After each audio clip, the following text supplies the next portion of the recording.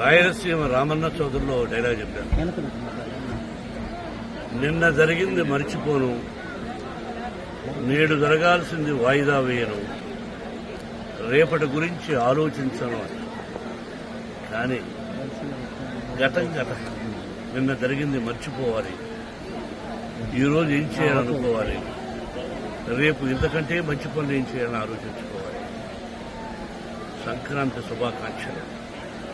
నన్ను అడిగితే మా గురువు దాసనారాయణ గారు చెప్పినట్టు, అన్నయ్య చెప్పినట్టు, నందమూరి తారక రామారావు గారు, అంటే మనం చేస్తున్న వృత్తి సినిమా రంగం.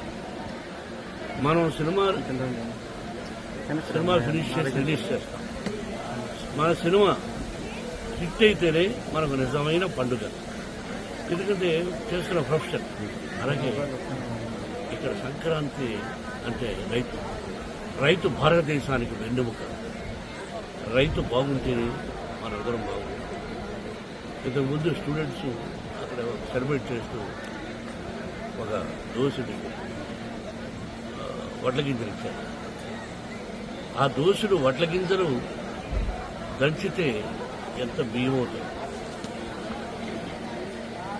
అది దోసుకుంటే ఒక పిడికడ అవుతుంది, అరపిడికడ అవుతుంది.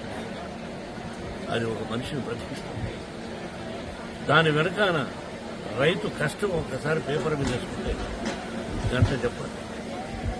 నిజమైన పంట బాగా జల్లు లేకుండా, సత్తు లేకుండా కట్టిస్తాం పడ్డారు. కాబట్టి రైతు భారతదేశానికి వెన్నెముక. ఇది మనందరికీ పండుగ, సంక్రాంతి పండుగ. సంక్రాంతి లక్ష్మి అందరి ఇళ్లలోకి వచ్చి అందరూ సుఖ సంతోషాలతో సౌభాగ్యంగా 100 సంవత్సరాలు క్షేమంగా ఉండాలని, కరువు కాటకాలు రాకూడదని ఆ షిరిడి సాయినాథని ప్రకృతిని